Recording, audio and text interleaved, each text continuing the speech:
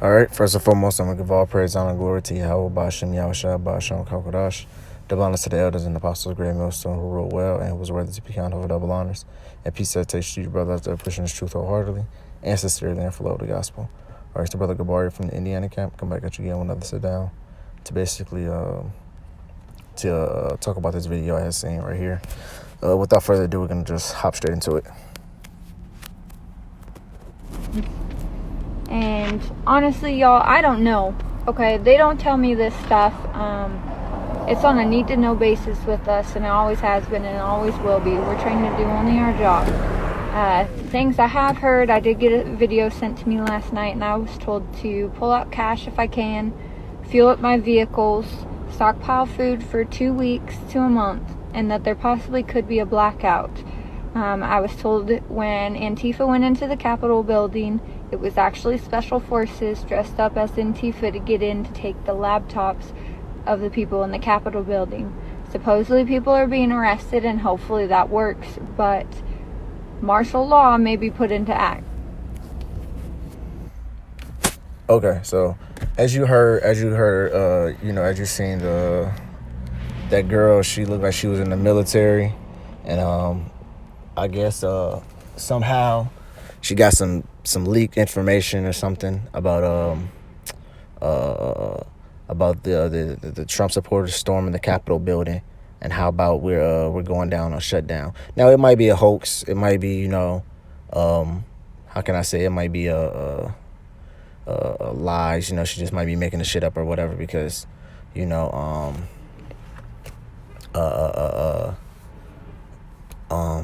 what's it called? They said they were supposed to so-called shut down everything and the COVID-19, like, nothing was supposed to be, like, nobody was supposed to go to work, no restaurants, everything was supposed to shut down. Well, we seen they did shut everything down. It wasn't completely farce. They shut it, but it wasn't like what I expected to be, like everything shut down, like you couldn't leave your house, at all.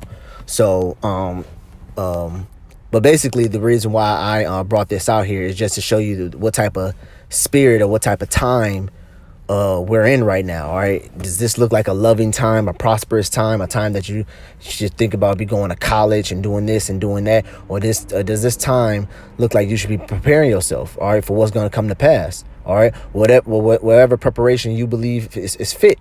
All right, whether that is you stockpiling weapons, stockpiling food, stockpiling resources, water, getting your house together, whatever you think is your preparation, it's that time. All right. But I'm gonna tell you one thing, that the elect, how they're preparing for this time to come, they're getting closer to Yahweh Ba'ashem Yahushua. All right, they're studying, they're making sit downs, they're doing on the highways and byways, they're doing the live shows. All right, they're praying constantly. Okay, these are the things they're doing in preparation, because everyone knows that what is an evil and gruesome time coming, man. All right, it's gonna be a mass killing out here, invading one another. All right. People are not going to be all lovey-dovey, all right? Scripture says what? The love of many shall wax cold, man, all right?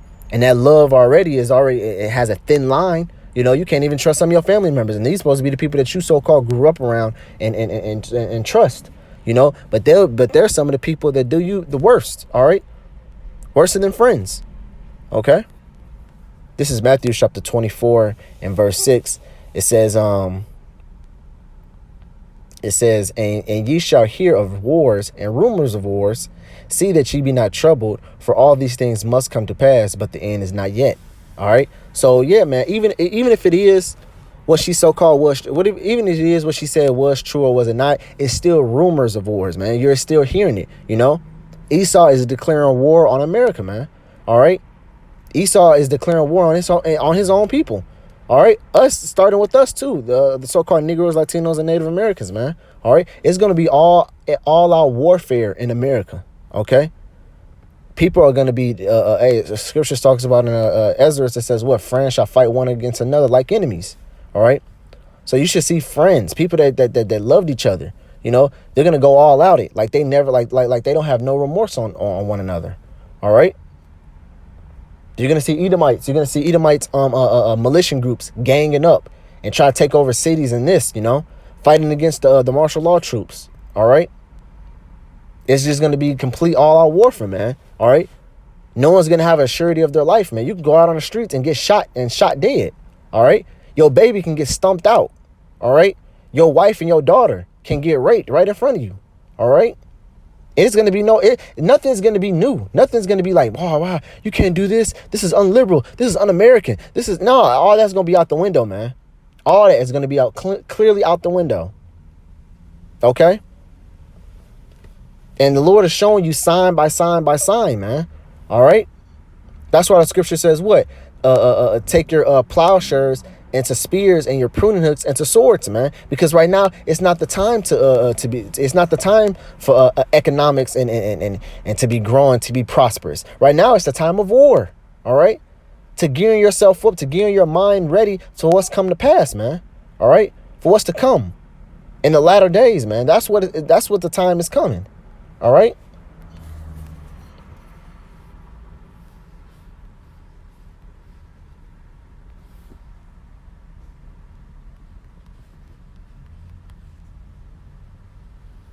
This is 2 Ezra chapter 15 and verse 14. It says, woe to the world and them that dwell therein. All right. Now, what is that talking about? Is that talking about the whole entire world? No, that's talking about what? The world, this society. All right.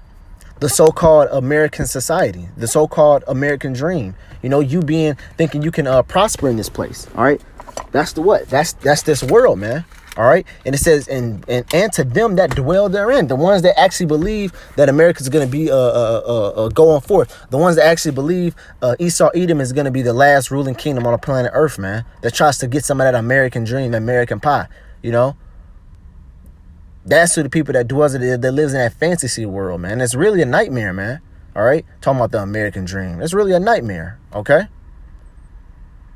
It says, woe to the world and them that dwell therein. It says, for the sword and their destruction draw nigh. See, the sword and the destruction draw nigh, man. That's why we're getting ourselves prepared for what's coming to pass, man. So we won't be partakers of that, man. Everybody else to say, oh, well, you're in the world. What are you going to do when it comes time? Hey, Lord willing, if the Lord seems to fit, I'll be on them chariots, man. All right. Or the Lord protect me as long as I'm down here. Okay. Giving me food, giving me drink, keeping my family safe, keeping my children safe, man. All right?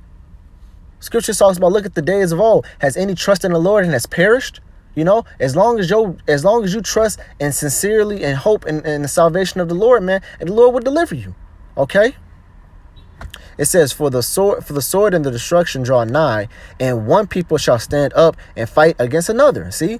And a perfect movie to show you this is Bushwick. All right. And I like Bushwick because it didn't fluff it up. It didn't give no explanation. It was just boom, right in. As soon as the movie start, boom. You see a man on fire, you know, the one guy, he died right away, you know. It's gonna just be a straight chaotic, man, and it gets right into it, you know. Ain't no fluff, ain't no cloud. No, man, ain't none of that, man. It gets straight into the blood and the gore, because that's how it's going to come. All right.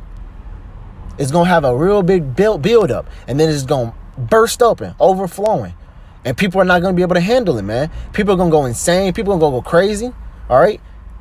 People ain't going to be able to get their medicine. You know, people that's bedridden, they loved ones going to leave them. You know, just imagine you in a bed waiting to die. You don't got no feet. You ain't got no wheelchair. You're just in the bed waiting to die, screaming. Ain't got nothing. You just there. Can you imagine that? Can you imagine what type of mental fortitude you're gonna be there? You know, all electricity is out in the house. You just sitting there in the bed, starving. You know, especially if you're paralyzed. If you're paralyzed, you ain't gonna have nobody taking care of you, because they're gonna be too busy to worry about themselves. You paralyzed from the neck down. You're just sitting there, pining away. Nobody to feed you. Nobody to do nothing. All right. You might be somebody's meal. Somebody might stumble upon you and eat you from the feet up. Cut your leg off, then cut the other leg off, then cut your arm off. You know, you just literally seeing them eat your whole entire body.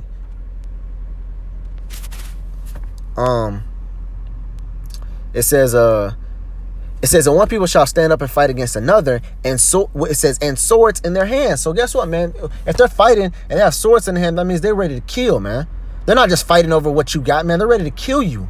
All right. Some people might just kill mercilessly.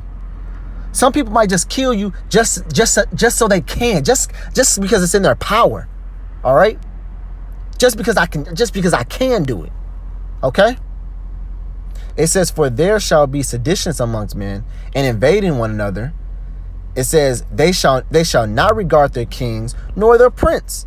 It says, and the course of their actions shall stand in their power. See? So guess what, man? Whatever they see fit it goes, man. They're not gonna say, oh, I'm the president, I'm the mayor, I'm such and such, I'm the head of a church, I ain't none of that. Hey, all that gets thrown out the window, man. All right? If I want to kill you, I'm gonna kill you. All right?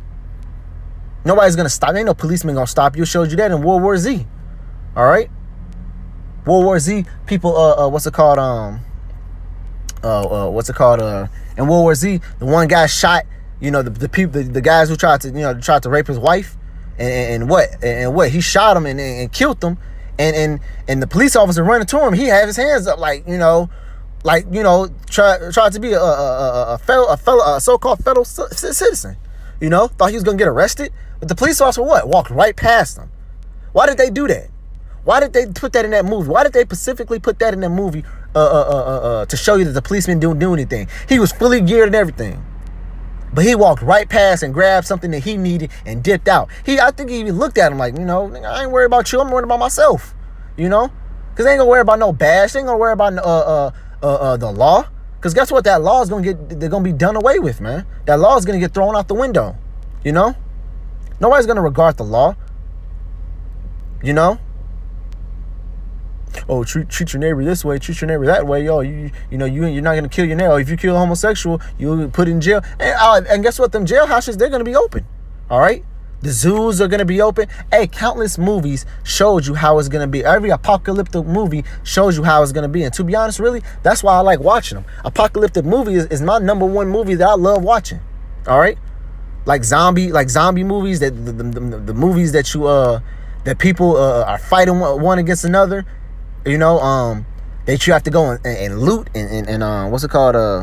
Salvage and salvage things, going in buildings, not knowing if someone else lodges in that building and waiting to kill you. It says, a man shall desire to go into a city and shall not be able. Because why, man? They're going to have checkpoints everywhere. All right? They're going to have checkpoints in certain cities, And another thing is, man, if you don't have the RFID microchip, man, you might just get killed on sight. All right? Now, RFID microchip is a radio frequency identification device, man, which is a new currency that's coming to this world, man. All right, that's going to be implemented on everybody. All right, whether you're rich and poor, free or bond, small, big or small, man.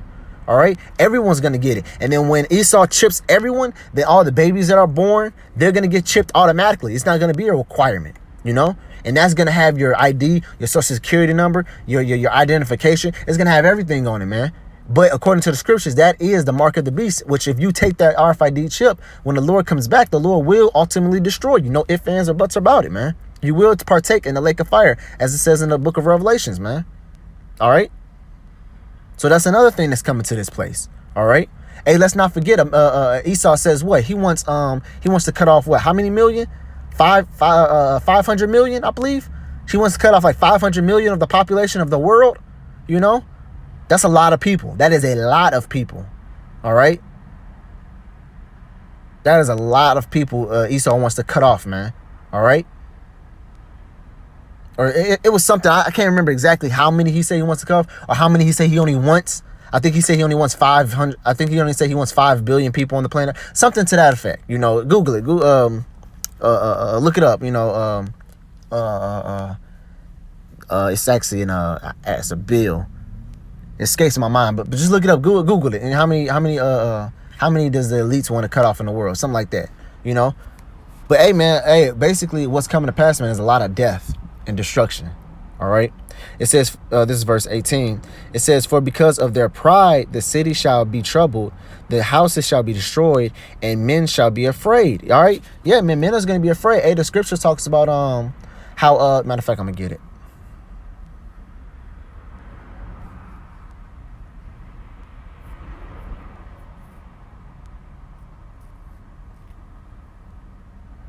This is Zephaniah chapter 1, verse 14. It says, the great day of the Lord is near. It is near and hasteth greatly. It says, even the voice of the day of the Lord. The mighty man shall cry there bitterly. All right. It says what? The mighty man, the man that you thought was all macho and all macho, tough guy. He's going to what? Cry bitterly. All right. Like a hoe, like a bitch. Excuse my French, but he's going to cry like a woman. All right. Scripture talks about in, what's it called? In, Jeremiah, the 50th chapter, talks about what your mighty man has become as women. All right. So the macho men, the men that you look at as honor, the big tough guys, they've become as women, which scripture is really talking about his military might. But hey, you can equivalent that to the men that so-called in America too. His mighty men, the men that's supposed to be the tough guys, they became as women, man. You know. That's why some brothers call this place is a queendom, not a kingdom, man. You know, a queendom, because it's heavily in women worship. All right. But it says the mighty man shall cry bitterly, man. That goes back into what I just read. It says what? And men shall be afraid, man. All right. Men is gonna be crying. They're gonna be weak. All right. Because America doesn't push masculine men over here. All right. They push effeminate men, gentlemen. All right. What? Men in their feelings. Oh, I want a man to get in touch with his feminine side. Men doesn't supposed to have a feminine side. Men are masculine. Women are feminine. All right. And that's how it is, and that's how it's supposed to be. So men over here, guess what? They're not real men. They don't like to get down and dirty. All right. It says, a man shall have no pity upon his neighbor, but shall destroy their houses with the sword. See, he's not gonna look at his neighbor like, oh, this is my friend. This is the guy I grew up with. He's my best friend. We went to the same high school together. They're not gonna care about that. They're not gonna regard that when he see his best friend eating a sandwich that he wants. All right. Or his best friend's been alone, never having a wife, never feeling the warmth of a woman, but his friend has a wife, 3 kids. You know, he's probably saying, you know how it feels. You know how sex feels. I don't get that. He's probably going to kill his friend, kill his kids, and rape his woman unmercifully. You know? That's what's going to come, man. You know, all that secret pent up aggression that people had, all that's going to come out. All of it's going to come out. How you truly feel about someone, all that's going to come out, man. All right? It's not going to be masculine no more. Well, you really eyeing your neighbor's wife, but you really, you don't want to say nothing because that's your friend, that's your buddy, But in that day, guess what? Your true self is going to come out. The true you is going to come out. And guess what? It's going to be one of them nights where you're going to have a gun or you're going to have a sword or some weapons. And you're going to remember that your friend told you that he